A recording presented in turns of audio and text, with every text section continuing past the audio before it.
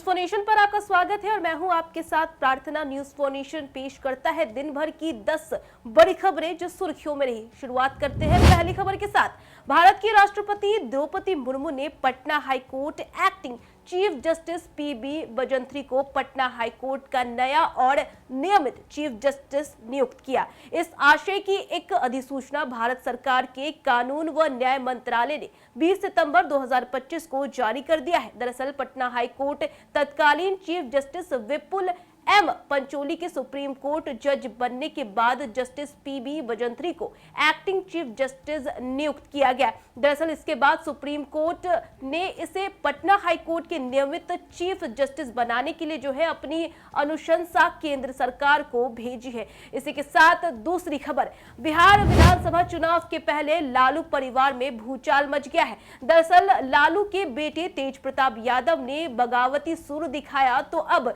लालू यादव को किडनी दान करने वाली बेटी रोहिणी आचार्य भाई पार्टी और परिवार से दूर हो गई है। दरअसल रोहिणी ने अपने शनिवार को सोशल मीडिया अकाउंट एक्स को प्राइवेट करने के साथ ही परिवार के नजदीकी लोगों को भी अनफॉलो कर दिया है और वह एक्स पर 61 लोगों को फॉलो करती है, जिसमें परिवार के सदस्य के रूप में सिर्फ बहन मीसा भारती है जो पाटलिपुत्रा संसदीय क्षेत्र से सांसद है। इसके अलावा ना तो राजद और ना ही परिवार के किसी सदस्य को वह फॉलो करती है और इस प्रकार से रोहिणी का तेजस्वी के खिलाफ विरोध तेवर माना जा रहा है। इसी के साथ तीसरी खबर है, एनडीए में जल्द ही सीट बंटवारे का ऐलान होने वाला है। दरअसल बीजेपी जेडीयू में सीट शेयरिंग को लेकर बात बन गई है और अब केवल मांझी, चिराग और कुशवाहा के साथ सहमति बनानी है। बिहार विधानसभा चुनाव से पहले सीट बंटवारे को लेकर के चर्चाएं तेज है, तो वहीं एनडीए और महागठबंधन में सीट बंटवारे को लेकर के खींचातानी चल रही है।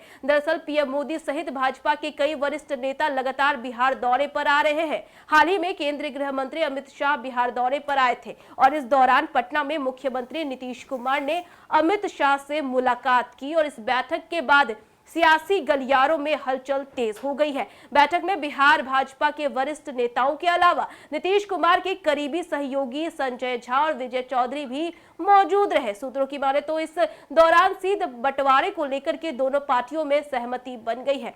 इसी के साथ आपको लेकर चलते चौथी खबर की ओर। नीतीश कुमार के मंत्रिमंडल सदस्य अशोक चौधरी पर लगे भ्रष्टाचार के गंभीर आरोपों के बाद अब जेडीयू प्रवक्ता नीरज कुमार ने भी उनसे सफाई मांगी है। दरअसल पीके के बाद अब अपने ही दल में अशोक चौधरी बुरे फंसते नजर आ रहे हैं। जन स्वराज के संस्थापक और चुनावी रणनीतिकार प्रशांत किशोर यानी पीके द्वारा मुख्यमंत्री नीतीश कुमार के करीबी और कैबिनेट मंत्री अशोक चौधरी पर लगाए गए गंभीर आरोप ने बिहार के सियासी गलियारों में हलचल मचा दी है। खास बात यह रही कि अब जेडीयू के ही मुख्य प्रवक्ता और एमएलसी नीरज कुमार ने भी इन आरोपों को लेकर के अशोक चौधरी से जवाब मांग लिया है और एक तरह से अशोक चौधरी अब अपने दल में ही सवालों की जद में आ गए हैं कि अगर उन पर भ्रष्टाचार का आरोप लगा है तो वो चुप्पी साधे ना रहे बल्कि आरोपों पर सफाई दे। इसी के साथ आपको लेकर चलते हैं पांचवी खबर की ओर। लखीसराय में कांग्रेस प्रत्याशी चयन पर बढ़ा विवाद। दरअसल जिला अध्यक्ष के खिलाफ गोरखनाथ ने खोला मोर्चा। पार्टी अध्यक्ष से बड़ी मांग। लखीसराय में कांग्रेस टिकट दावेदारों में विवाद जो है वो बढ़ता चला जा रहा है और यहां तक कि जिला अध्यक्ष को लेकर अब आईएएस से नेता बने गोरखपुर नाथ ने मोर्चा खोल दिया है। दरअसल कांग्रेस पार्टी के वरिष्ठ नेता और पूर्व आईएएस अधिकारी गोरखनाथ ने बिहार प्रदेश कांग्रेस कमेटी के अध्यक्ष को पत्र लिखकर आपत्ति दर्ज कराई है। पत्र में कहा गया है कि लखीसराय जिला कांग्रेस अध्यक्ष अमरेश कुमार अनीस स्वयं विधानसभा चुनाव लड़ने के इच्छुक है, जबकि कांग्रेस के संवैधानिक नियमों के अनुसार जिला अध्यक्ष को प्रत्याशी नहीं बनाए जाने की घोषणा स्वयं राहुल गांधी कर चुके हैं। और इसी के साथ चलिए दूसरी खबर की ओर। तेज प्रताप यादव राजद की टिकट पर चुनाव लड़ेंगे या नहीं, तेजस्वी यादव ने खत्म किया सस्पेंस। दरअसल नेता प्रतिपक्ष तेजस्वी यादव ने अपने बड़े भाई और पूर्व मंत्री तेज प्रताप यादव को लेकर के एक बड़ा बयान दिया है। उन्होंने स्पष्ट किया है कि केवल वही व्यक्ति पार्टी के टिकट पर चुनाव लड़ेगा जो राजद का सक्रिय सदस्य होगा। एक निजी चैनल से बातचीत करते हुए तेजस्वी ने राजद के टिकट पर तेज प्रताप यादव के चुनाव लड़ने पर सस्पेंस जो है वो खत्म कर दिया।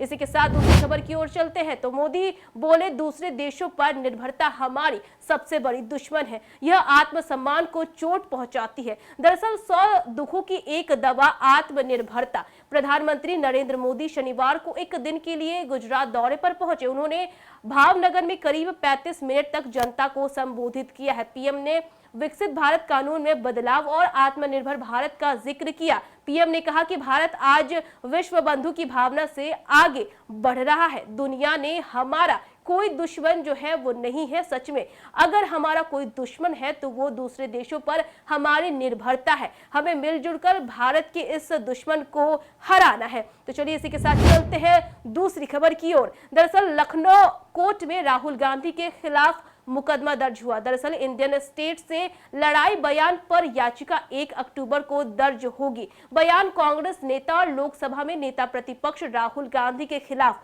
लखनऊ की कोर्ट ने मुकदमा दर्ज किया है। यह मुकदमा आलोक वर्मा की कोर्ट ने दर्ज किया। दरअसल वकील ने 9 सितंबर को याचिका जो है वो दायर की थी और इसमें उन्होंने बताया कि राहुल गांधी ने we are now fighting the BJP, the RSS and Indian state itself कहा। याचिका में आरोप लगाया गया है कि यह बयान न केवल राष्ट्र विरोधी है बल्कि भारत की एकता, अखंडता और संवैधानिकता संस्थानों के खिलाफ सुनियोजित साजिश है। इसी के साथ देखिए चलते हैं दूसरी खबर की ओर। तो भारत अमेरिका के तर्क होते हुए रिश्ते एक बड़ी खबर आ गई है। दरअसल अमेरिका H-1B वीजा के लिए 78 लाख रुपए जो है वो वसूले जाएंगे। दरअसल 6 साल का खर्च जो है वो 50 गुना बढ़ गया है। 3 लाख भारतीयों पर इसका असर जो है वो सीधा देखने को मिलेगा।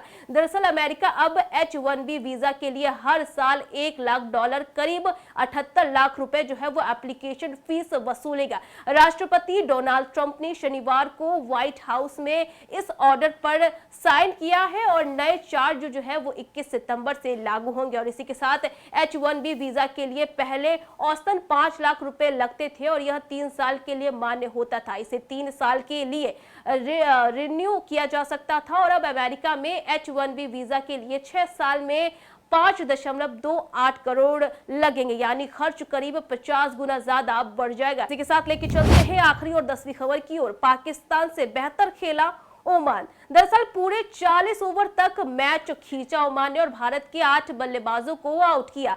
हारा सिर्फ 21 रन से। भारत और ओमान की टीमें किसी भी फॉर्मेट में क्रिकेट मैच में पहली बार आमने सामने थी। ऑन पेपर इस मैच में दोनों टीमों का कहीं से कोई मैच नहीं था। भारत नंबर 1, ओमान 20वें नंबर पर और ओमान भले ही 21 रन से हार गया लेकिन उसने पूरे 40 ओवर तक भारतीय खिलाड़ियों को मैदान पर बनाए रखा और इस टूर्नामेंट में भारतीय टीम पाकिस्तान को 35 ओवर में और यूएई को 17 ओवर में हरा चुकी थी। ओमान इन दोनों से कमजोर मानी जाती है, फिर भी उसने पूरे मैच में मुकाबला करने की कोशिश की। इसमें वह बहुत हद तक कामयाब भी रही। तो ये थी वो 10 खबरें जो कि आज की सुर्खियों में रही। फिलहाल इस खबर में बस इतना ही। देश दुनिया की तमाम अपडेट्स के लिए देखते रहे न्यूज़4 नेशन।